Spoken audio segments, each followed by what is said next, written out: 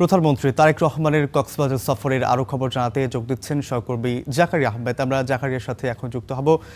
জাকারিয়া, আপনি আমাকে শুনতে পাচ্ছেন নিশ্চয়ই? যেমনটা আসলে বলছিলাম যে প্রধানমন্ত্রী তারেক রহমান ইতোমধ্যেই কক্সবাজার পৌঁছে গিয়েছেন।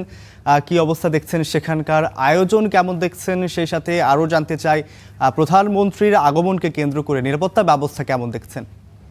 একেবারেই সমুদ্রের পারে আমরা বলা যায় যে সমুদ্র সৈকতের নগরী, বিশ্বের দীর্ঘতম সমুদ্র সৈকতের নগরী কক্সবাজারের পিএম খালি পাতলি খালের যে উদ্বোধন আজকে প্রধানমন্ত্রী করবেন, সেই পিএম খালির যে পাতলি খাল সেই জায়গাতেই আমরা রয়েছি। আমরা একটু দেখানোর চেষ্টা করছি যে এই যে বৈরিতা, প্রকৃতির যে বৈরিতা, বৃষ্টি হচ্ছে ভোর রাত থেকে, এই বৈরিতা উপেক্ষা করেই প্রধানমন্ত্রী তার জনগণের কাছে দেয়া যে প্রতিশ্রুতি, যে ওয়াদা, সেগুলো পূরণ করার জন্য এই কক্সবাজারে তিনি এসে কিছুক্ষণ আগে পৌঁছেছেন আমরা জানতে পেরেছি। এবং তিনি কক্সবাজার বিমানবন্দর থেকে সরাসরি এই পাতলি খালের পুনঃখনন কর্মসূচি উদ্বোধন করার জন্য আসবেন। একটু জানিয়ে রাখি, কক্সবাজারের এই পাতলি খাল কিন্তু খুবই ঐতিহাসিক, কারণ এটি প্রায় 5 দশক আগে বর্তমান প্রধানমন্ত্রী তারেক রহমানের বাবা শহীদ রাষ্ট্রপতি জিয়াউর রহমান তিনি খনন করেছিলেন। অর্থাৎ তার সুযোগ্য উত্তরসূরি, সেই উত্তরাধিকার এবং সেই সম্ভাবনা, এই দুয়ের মেলবন্ধনের জন্যই আজ 2 দশক পর প্রধানমন্ত্রী আগমন করছেন এই কক্সবাজারে। তিনি কিছুক্ষণ আগে এখানে পৌঁছেছেন।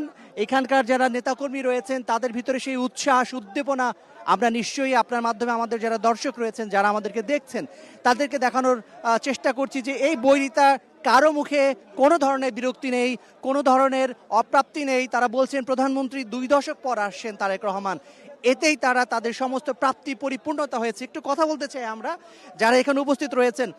আজকে 2 দশক পর প্রধানমন্ত্রী তারেক রহমানের এই যে আপনাদের কক্সবাজারে আসেন, আপনাদের কি প্রত্যাশার জায়গায় কি বৃষ্টি হচ্ছে, বৈরিতা, এরপরও আপনারা আছেন, মানে এর কারণটা কি? এখানে আমাদের শহীদ প্রেসিডেন্ট জিয়াউর রহমান সাহেব 1979 সালে এখানে কক্সবাজার এখানে আসছিল কাল খনন করার জন্য।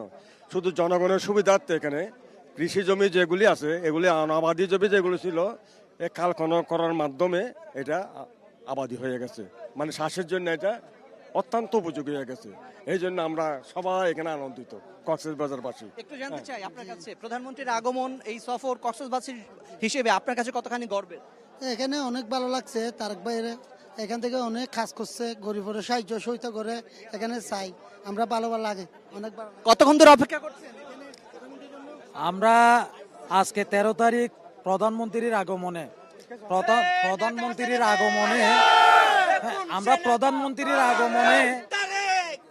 গতকাল আজকে 1 সপ্তাহ ধরে আমরা কষ্ট করছি, প্রোগ্রাম করছি।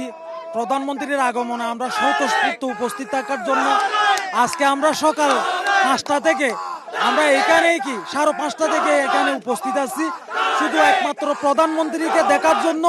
তাছাড়া প্রধানমন্ত্রী আসতেছে কাল খনন করার জন্য। এটা আমাদের শহীদ প্রেসিডেন্ট জিয়াউর রহমানের একটি স্মৃতি বিজড়িত এলাকা। এইখানে আমরা আরেকটু করে জানতে চাই, এই যে বৃষ্টি উপেক্ষা করে আছেন, কোনো কষ্ট কিংবা কোনো বিরক্তি লাগছে? কষ্ট হয়েছে, তবে কষ্ট মনে হচ্ছে না আমাদেরকে। খুব আমরা উৎসাহিত, আমরা আনন্দিত। আমরা যে প্রধানমন্ত্রী কক্সবাজার পাবো এটা আমরা কখনো আশা করি না, তবে আল্লাহ আমাদের আশা পূর্ণ করেছে। সেই জন্য আমাদের অনেক বৃষ্টির মধ্যে প্রচুর বৃষ্টি হয়েছে, তারপর চলে আসছে, আমরা ভিজে চলে আসছি, দেখতেছেন আপনি চলে আসছি। ইনশাল্লাহ কোনো কষ্ট হচ্ছে না, আমাদের অনেক গর্বের, এটা আমার খুব আনন্দের। অনেক ধন্যবাদ। দর্শক শুনছিলেন, আমরা কক্সবাজারবাসীদের সঙ্গে কথা বলছিলাম, তাদের কাছ থেকে আমরা যে উচ্ছ্বাস, উদ্দীপনা জানতে পারলাম, বা আপনারা শুনছিলেন যে এই যে বৈরিতা, এই যে বৃষ্টি, এই বৈরিতা তাদের কাছে আসলে কিছুই নয়। তারা অপেক্ষা করছেন প্রধানমন্ত্রী তারেক রহমানের। 2 যুগের সে অপেক্ষার শেষ হতে চলেছে।